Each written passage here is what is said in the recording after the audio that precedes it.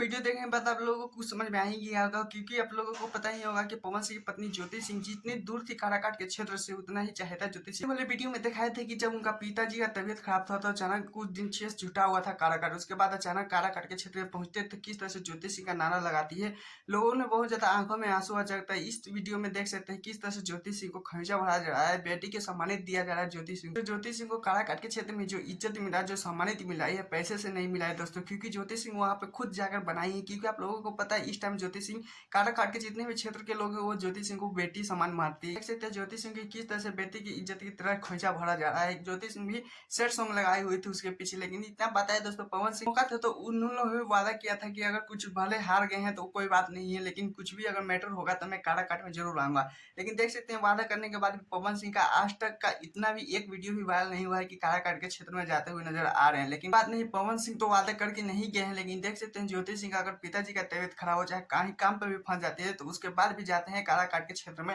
तो देख सकते हैं ज्योति सिंह को कुछ इस तरह से सम्मानित किया जाता है, इस तरह से इज्जत दिया जाता है कि क्या ही हो सकते हैं। खैर आप लोगों को क्या लगता है कि पवन सिंह को वादा करने के बाद जाना चाहिए था या नहीं? तो सब अपडेट को तो चलते हैं, क्योंकि आप लोगों को पता है और टुनटुन यादव और पवन सिंह का 100 मिलियन पार हो चुका है। जो इसमें टुनटुन यादव केक काटते हुए नजर आए, पहले वीडियो देखिए।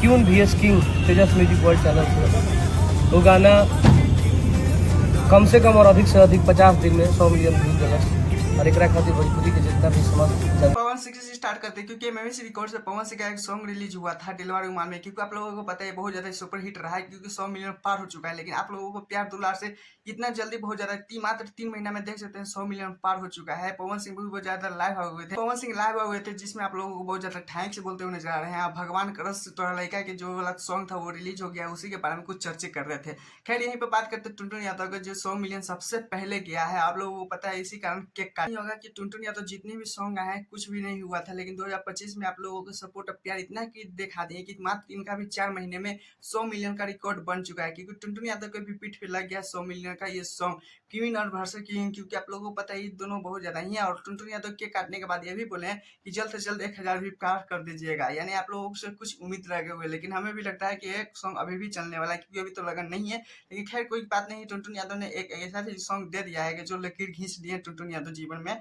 पहले बार सॉन्ग के मामले में। खैर आप लोगों को क्या लगता है दिलवा रुमाल में से क्वीन में से आप लोगों का सॉन्ग सबसे फेवरेट कौन था? दोनों तो 100 मिलियन गया, लेकिन फेवरेट आप लोगों को बताना है। मेरे वीडियो पे नए हैं तो वीडियो को लाइक, चैनल को सब्सक्राइब, वीडियो को लाइक कीजिएगा। टाटा बाय बाय, आज के लिए इतना ही। फिर मिलते हैं नेक्स्ट वीडियो के साथ।